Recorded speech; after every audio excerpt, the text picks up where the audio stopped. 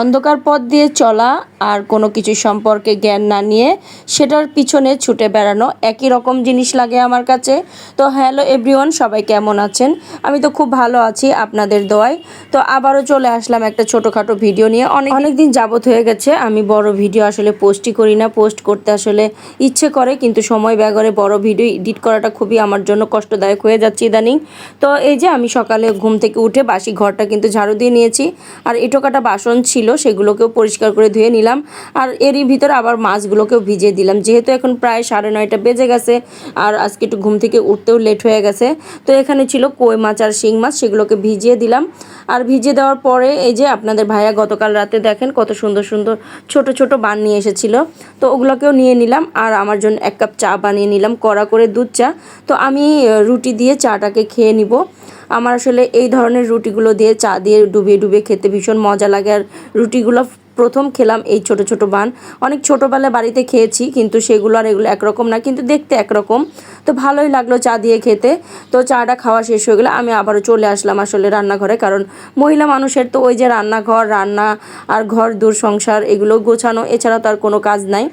তো ভাতটাকে চাপিয়ে দিলাম, আবার এক চুলায় গরম পানিও চাপিয়ে দিয়েছি গোসলের জন্য। আর এই যে এখানে করলা, আলু, ডাঁটা, বেগুন এগুলোকে বের করে নিয়েছি, এগুলো আমি পরিষ্কার করে এখন সব কেটে ধুয়ে নিব। তো আলু আর করলাটাকে কেটে ধুয়ে নিলাম, এটাকে আগে চাপিয়ে দিব, তারপরে বাকি কাজগুলো করব। এবার সবজিগুলোকেও ভালো করে ধুয়ে নিব। এখানে আলু, ডাঁটা আর বেগুনটাকে কেটে নিয়েছি। এই মাছ দিয়ে আলু, বেগুন, ডাঁটা দিয়ে কিন্তু খেতে ভীষণ মজা হয়। তো এগুলো ভালো করে ধুয়ে নিলাম, ধুয়ে নিয়ে এখন পেঁয়াজটাকেও কেটে নিয়েছি। আর এর মধ্যে এখন নুন হলুদটা মাখিয়ে মাছটাকে রেখে দিব কিছুক্ষণ, যাতে নুন হলুদটা ভালোভাবে মাছের ভিতরে ঢুকে যায়। তো এই যে এখন তার গায়ে হলুদের পালা চলছে। তো যাই হোক, ওই যে প্রথমে বলছিলাম অন্ধকার পথ আর অজানা পথ হাঁটা একই রকম জিনিস।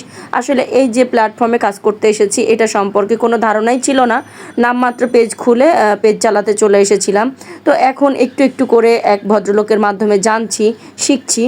তো যাই হোক, এর জন্যই বললাম আসলে অজানা পথে হাঁটাটা কিন্তু খুবই কঠিন অবস্থা হয়ে দাঁড়ায়। তো এই যে আমি করলা ভাজিটা কিন্তু চাপিয়ে দিলাম।